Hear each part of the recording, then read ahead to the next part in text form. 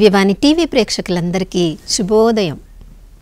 యేసుక్రీస్తు పరిశుద్ధ నామంలో ప్రియులారా మీ అందరికీ స్వాగతం, సుస్వాగతం.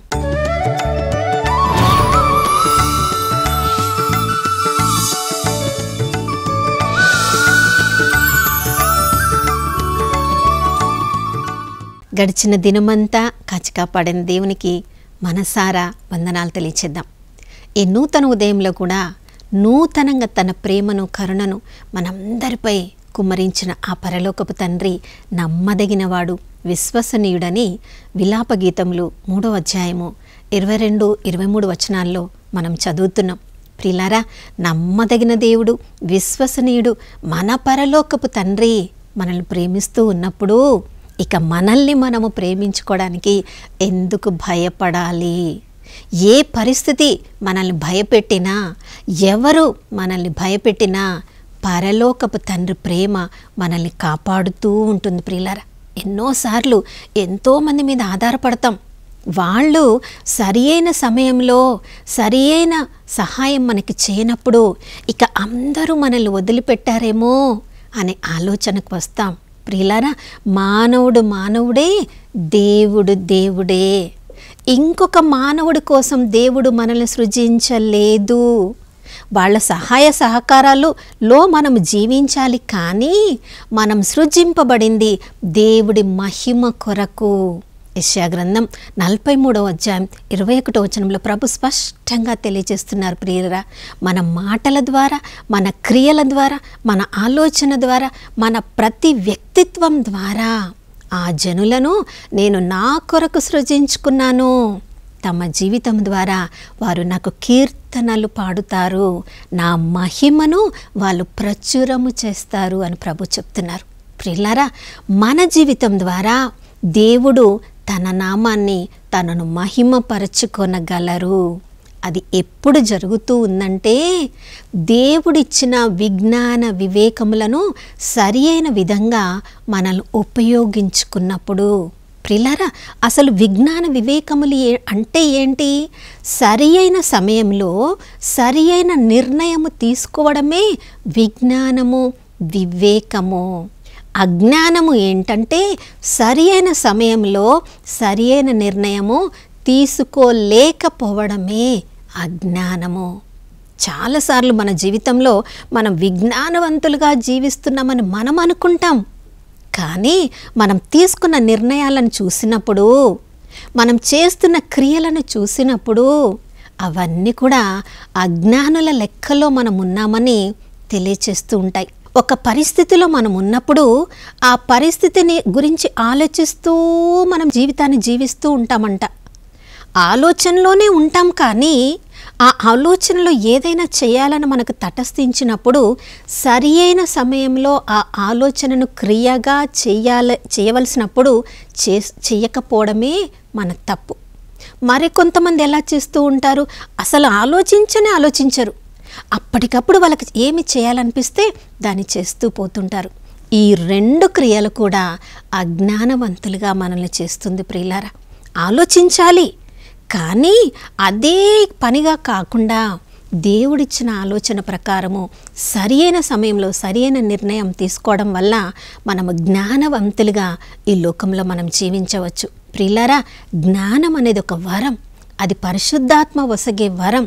కాబట్టి ఆ జ్ఞానము, వివేకము ఎవరెవరికి తక్కువగా ఉందో యాకోబు రాసిన లేఖ 1వ అధ్యాయం 5వ వచనంలో ప్రభు మనందరికి కూడా ఉదయకాలంలో ఆహ్వానం పలుకుతున్నాడు. ఎవరెవరికైతే వివేకము కొరతగా ఉందని మీరు అనుకుంటున్నారో మీరు రండి, దాని కొరకు అడగండి, ప్రభు దాన్ని అందరికి కూడా ఉదారంగా ప్రసాదించును.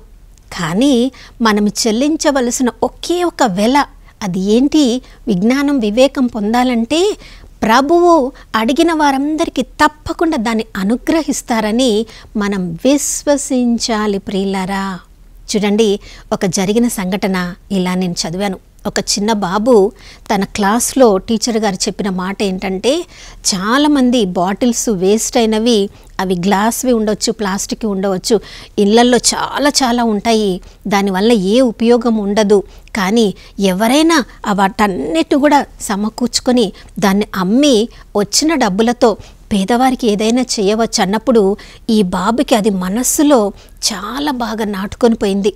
ఆ రోజు నుంచి తన స్కూల్కి వస్తున్నప్పుడు వెళ్తున్నప్పుడు తన ఇరుగు పొరుగు వాళ్ళందరి ఇంటిలోకి వెళ్ళి ఖాళీ బాటిల్స్ ఉన్నాయా, సీసాలు ఉన్నాయా, వాటన్నిటిని కూడా సేకరించి వాటిని అమ్మి వచ్చిన డబ్బులతో తన క్లాస్లో ఎంతోమంది పేదవాళ్ళు ఉన్నప్పుడు ఆ డబ్బులను వారికి ఫీజు కట్టడానికి, వారికి పుస్తకాలు కొనడానికి ఉపయోగిస్తుండేవాడంట. అలాంటి పరిస్థితిలోనే ఒక వ్యక్తి, ఒక చాలా వృద్ధ వయసులో ఉన్న ఆమె, ఆ గృహంలో ఆమె ఒక్కతే జీవిస్తుంది. అనుకోకుండా ఆ రోజు ఆ గృహానికి వెళ్ళాడంట. అక్కడ ఖాళీ సీసాలు ఏమన్నా ఉన్నాయేమో తెలుసుకోవడానికి ఆ గృహానికి వెళ్ళి తలుపు తట్టి ఆ యొక్క తలుపు తెరిచి ఆమె దూరం నుంచి ఎవరొచ్చారు అన్నప్పుడు ఈ బాబు చిన్నవాడు కదా, అమ్మ మీ ఇంట్లో ఏమన్నా ఖాళీ సీసాలు ఉన్నాయా అన్నప్పుడు ఆమెకు కోపం వచ్చింది. నేనేమన్నా ఖాళీ సీసాలు అమ్ముకునే దానిలాగా నీకు కనిపిస్తున్నానా అని ఆమె గట్టిగా కోపంగా అరిచినప్పుడు, లేదమ్మా ఏమన్నా విస్కీ బాటిల్స్ ఏమన్నా మీ ఇంట్లో ఉన్నాయా అన్నప్పుడు ఆమె గొంతు ఇంకా పెద్దదిగా చేసుకొని, నేనేమన్నా త్రాగుబోతు స్త్రీలాగా నీకు కనిపిస్తున్నానా, ఉండు నీ దగ్గరకు వస్తున్నాను, నీ పని చేస్తాను అని ఆమె దగ్గరికి వచ్చినప్పుడు, ప్రియులారా ఈ చిన్న బాబు భయపడి పారిపోలేదు. దేవుడిచ్చిన జ్ఞానం ప్రకారము ఇంకొక ప్రశ్న ఆమెను అడిగాడంట. అమ్మా ఖాళీ వినిగర్ అయిపోయిన తర్వాత ఖాళీ సీసాలు ఏమన్నా వినిగర్ సీసాలు మీ ఇంట్లో మీ కిచెన్లో ఉన్నాయా అన్నప్పుడు ఆమె చెప్పిన మాట, అలా అడుగు, అప్పుడు నీకు ఖాళీ సీసాలు ఇస్తాను. చాలా వినిగర్ సీసాలు నా ఇంట్లో ఉన్నాయి, ఇంకా కిచెన్లో చాలా ప్లాస్టిక్ సీసాలు కూడా ఖాళీగా ఉన్నాయి, నీకు కావాలంటే అవి ఇస్తానని చెప్పి చాలా సీసాలు ఎన్నో సంవత్సరాల నుంచి ఆమె ఇంట్లో అన్నీ కూడా సేకరించినవన్నీ ఆ రోజు ఆ బాబుకి ఇచ్చిందంట. ఎన్ని సీసాలు ఆ రోజు ఆ బాబు దగ్గరకు వచ్చాయంటే ఇక వేరే ఇంటికి వెళ్ళి అడగాల్సిన అవసరం కూడా రాలేదంట. అది ప్రియులారా విజ్ఞానం అంటే. పరిస్థితులను చూసి మనం భయపడి పారిపోతున్న వాళ్ళమైతే పరిస్థితులు మనల్ని భయపరుస్తూనే ఉంటాయి. ఈ లోకంలో మనల్ని భయకంపితులని చేసే ఆత్మతో దేవుడు మనల్ని ఈ లోకంలోనికి పంపించలేదు. ప్రతి పరిస్థితిని ఎదుర్కొనే ధైర్యపు ఆత్మతో, అందరినీ ప్రేమతో అర్థం చేసుకొని ప్రేమగల ఆత్మతో, ఎక్కడ నేను వెళ్ళాలి, ఎక్కడికి నేను వెళ్ళకూడదు, ఎవరితో సంబంధం పెట్టుకోవాలి, ఎవరితో సంబంధం పెట్టుకోవద్దనే ఇంద్రియ నిగ్రహం గల ఆత్మతో దేవుడు ఈ లోకంలోనికి మనల్ని పంపించాడు. ప్రియులారా మరి ఆ విజ్ఞానం పొందాలంటే మనం ఏమి చేయాలి? ప్రియులారా విజ్ఞానమునకు మొదటి మెట్టు దైవ భయము. బైబిల్ గ్రంథంలో ఎంతోమంది దేవుని సేవకుల గురించి, ఎంతోమంది వ్యక్తుల గురించి, ఎంతోమంది కుటుంబీకుల గురించి కూడా వారి జీవితాలను ఎందుకు పరిశుద్ధాత్మ దేవుడు మన ముందు తెరచిపెట్టిన పుస్తకంలాగా ఉంచారంటే, వారి జీవితాలను మనం చదివినప్పుడు వాళ్ళ జీవితంలో కలిగిన మంచిని బట్టి మనం జ్ఞానాన్ని పొందడానికి, వారి జీవితంలో కలిగిన చెడును బట్టి ఎలా ఆ చెడు నుంచి వాళ్ళు బయటికి వచ్చారు అని మనం తెలుసుకోవడానికి, వారి జీవితాలను బైబిల్ గ్రంథం చదివినప్పుడు మనం మరలా మరలా మరలా చదివినప్పుడు అందులోని అంతర్ధాన్ని పరిశుద్ధాత్మ దేవుడు మనకు అనుగ్రహిస్తాడు. ప్రియులారా చూడండి, సొలొమోను రాజు గురించి మనం చదివినప్పుడు రాజుల మొదటి గ్రంథం 3వ అధ్యాయం 1వ వచనం నుంచి 15వ వచనం వరకు మనం చదివినప్పుడు మొట్టమొదటి వచనంలో మనం చదువుతున్నాం, ఐగుప్తు దేశపు రాజు యొక్క కుమార్తెను అతడు వివాహం ఆడాడు. ఎందుకు వివాహం ఆడాడు?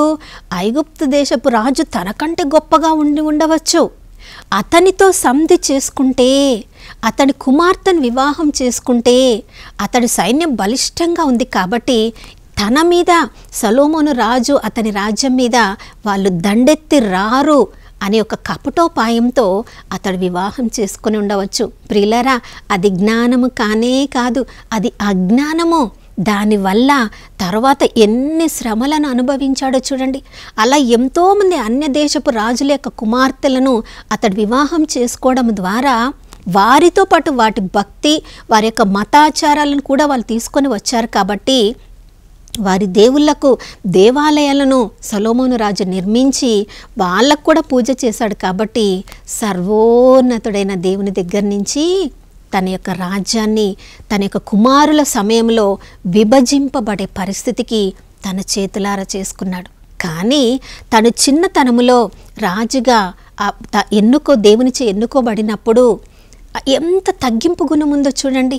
దాని తర్వాత 4వ వచనం నుంచి మనం చదువుతూ ఉన్నప్పుడు ప్రభు దగ్గర మొరపెడుతున్నాడు, అయ్యా నేను చిన్నవాడను, ఈ ప్రజలు నీవారు, ఇంత లెక్కకు మిక్కటమైన ఇంతమంది ప్రజలను నడిపించడానికి నాకంత తెలివి లేదు, జ్ఞానము లేదు, నాకంత శక్తి కూడా లేదు, నేను చిన్నవాడను, నేను బలహీనుడను, వివేకం లేనివాడను, వాళ్ళు నీ ప్రజలను నడిపించడానికి నాకు విజ్ఞాన వివేకములు కావాలి అని అడుగుతున్నాడు. ప్రియులారా, తన గురించి ఆలోచించుకోవడం లేదు.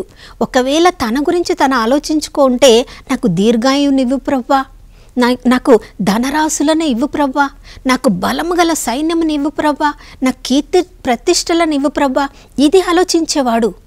జ్ఞానం కలిగిన వాడు కాబట్టే తన గురించి ఆలోచించుకోకుండా ప్రభువా నీ ప్రజలను కాపాడడానికి పరిపాలించడానికి కావలసిన విజ్ఞాన వివేకములను ఇవ్వు అన్నప్పుడు దేవుడు అతని ప్రార్థనకు మెచ్చి విజ్ఞాన వివేకములను మాత్రమే కాదు, దానితో పాటు ఇంకా ఏమిస్తున్నాడు, ఇక ఈ భూమి మీద ఏ రాజుకు లేనంత ధనరాశులను ఇచ్చాడు, పేరు ప్రఖ్యాతులను ఇచ్చాడు, దీర్ఘాయువునివ్వడానికి ఒకే ఒక ఆజ్ఞను పాటించమన్నాడు. చివరి వరకు నేను చెప్పినట్లుగా నా ఆజ్ఞలను నువ్వు పాటించినట్లయితే నీవు దీర్ఘాయువును పొందుతావు. నా ప్రియ సహోదర సహోదరి, అదే విజ్ఞానం. తనను తాను తగ్గించుకోవడము, ఇతరుల గురించి ఆలోచించడము, స్వయానికి స్వీయానికి స్వార్థానికి దాన్ని ప్రక్కన పెట్టి ఇతరుల గురించి ఆలోచించినప్పుడు, ఇతరుల మంచి గురించి ఆలోచించినప్పుడు, ప్రియులారా యేసుప్రభు ఈ లోకంలోనికి వచ్చినప్పుడు 2 ఆజ్ఞలు మనకి ఇచ్చాడు. మొదటిది దేవుని ప్రేమ, రెండవది సోదర ప్రేమ. చూడండి, ఒకవైపు దేవుని ప్రేమ సొలొమోను రాజు చూపిస్తున్నాడు, అయ్యా నీకు మంచి పేరు రావాలంటే నాకు విజ్ఞాన వివేకములు కావాలి, అది నీ దగ్గర నుంచి మాత్రమే నేను పొందగలనని నాకు తెలుసు. రెండవది సోదర ప్రేమ, ప్రభువా నీ ప్రజలను పరిపాలించడానికి, నీ ప్రజలు సస్యశ్యామలంగా ఉండడానికి నేను ఏమి చేయాలి, నాకు విజ్ఞాన వివేకములు కావాలి అని అడుగుతున్నాడు. నా ప్రియ సహోదరుడు సహోదరి, ఈ ఉదయకాలంలో కూడా ఈ 2 ఆజ్ఞలను మన జీవితంలో పాటించడానికి ఈ ఉదయకాలంలో మనం నిర్ణయించుకున్నట్లయితే, ఒకవైపు ప్రభువా నేను ఏం మాట్లాడినా, ఏమి చేసినా, ఎలా జీవించినా అది నీ మహిమ కొరకు, నీకు మహిమకరంగా ఉండాలయ్యా.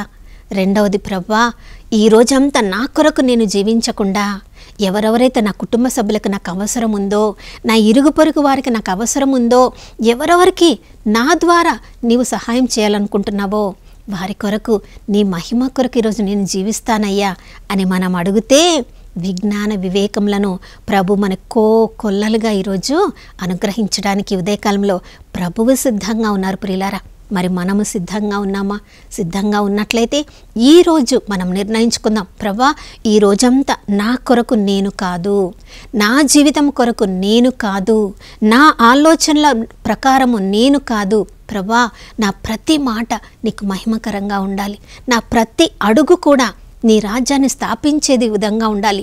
నా ఈ 2 చేతులు నేను ఎవరికి ఏమి సహాయం చేసినా అది నాకు పేరు ప్రతిష్టలు వచ్చినట్లుగా కాకుండా ప్రభువా నీ మహిమ కొరకు నా సహాయం పొందిన వాళ్ళు నిన్ను కీర్తించేలాగా ఉండాలి అని మనం నిర్ణయం తీసుకుంటే, ఆ సరి అయిన నిర్ణయం ప్రియులారా మన జీవితంలో చేసే ప్రతి క్రియలో దేవుని విజ్ఞాన వివేకములతో మనం నింపబడినప్పుడు దేవునికి మహిమకరంగా మనం జీవించవచ్చు. మరి అలాంటి దేవుని కీర్తి కొరకు ఈ రోజంతా మనం జీవించాలంటే కావలసిన ఆ విజ్ఞాన వివేకములను పొందడానికి మనం అందరం కలిసి ప్రార్థించుకుందాం. నాతో కలిసి ప్రార్థించండి. పరిశుద్ధమైన దేవానికి స్తోత్రములు తండ్రి. దైవ భయము విజ్ఞానమునకు మొదటి మెట్టు అన్నావు ప్రభా, నీకు స్తోత్రం అయ్యా. ఇప్పటి వరకు మా చుట్టుప్రక్కల వాళ్ళని చూసి భయపడిన రోజులను చాలు, ఈ లోక పరిస్థితులను చూసి మేము భయపడిన రోజులు చాలు, మమ్మల్ని మేము చూసుకొని భయపడిన రోజులు చాలు. ఎవరినో మెప్పించడానికి, ఈ యొక్క సమాజాన్ని మెప్పించడానికి, లేదా మాలోని పంచేంద్రియాలను మేము నాయనా సంతృప్తి పరచుకోవడానికి జీవించి నాయనా అలసిపోయి ఓటమి పాలై ఇక మా జీవితానికి సరియైన దారే లేదని అయ్యా అనుకున్నప్పటికీ కూడా ప్రభా ఈ నూతన ఉదయంలో మరొకసారి మమ్మల్ని అందరినీ కూడా సజీవుల లెక్కలో ఉంచిన దేవా నీకు స్తోత్రములు తండ్రి. అయ్యా ప్రతి ఉదయము నూతన కృప, నూతన భాగ్యములను మాకు ఇస్తున్నావంటే నూతన విజ్ఞాన వివేకములను కూడా మా మీద కుమ్మరించడానికి నువ్వు సిద్ధంగా ఉన్నావయ్యా. నీ విజ్ఞాన వివేకముల ద్వారా మాత్రమే ఈ లోకంలో మేము నీకు మహిమకరంగా జీవించగలమనే సత్యాన్ని ఈరోజు మాకు అందరికీ గుర్తు చేసిన దేవా నీకు స్తోత్రములు తండ్రి. ఈరోజు అంతా కూడా నాతో ప్రార్థన చేస్తున్న మేమందరము మా జీవితాలను, మా కుటుంబ సభ్యుల జీవితాలను, ప్రభా మా భారతదేశంలో ఉన్న అందరి జీవితాలను, ప్రపంచంలో సజీవుల లెక్కలో ఉన్న అందరి జీవితాలను మీకు సమర్పించుకుంటున్నాం. విజ్ఞానపు ఆత్మను మా మీద కుమ్మరించండి, వివేకపు ఆత్మను మా మీద కుమ్మరించండి ప్రభా. పరిస్థితులను చూసి నాయన భయపడి పారిపోయే వాళ్ళము కాకుండా ప్రభా ధైర్యముతో, విజ్ఞానంతో, వివేకంతో ఎదుర్కొనే ఆత్మను మా మీద అందరి మీద కుమ్మరించమని యేసయ్య పరిశుద్ధ నామంలో అడిగి వేడుకొని పొంది ఉన్నాము మా ప్రియ పరలోకపు తండ్రి, ఆమేన్. మన ప్రియులారా, ఈరోజు మనమందరం కూడా దైవ భయముతో నింపబడి ఉన్నాం కాబట్టి దైవ జ్ఞానము మనందరి మీద పుష్కలంగా కుమ్మరించబడింది. దాన్ని ఉపయోగించుకొని విజయవంతంగా యేసు ప్రభులకు సాక్ష్యంగా ఈరోజంతా జీవించుదాం. మరొక నూతన శుభోదయములో మనమందరం కలుసుకునే వరకు దివ్యవాణి టీవీని వీక్షిస్తూ ఉందాం. ఇమ్మానుయేలు, దేవుడు మనతో ఉన్నారు.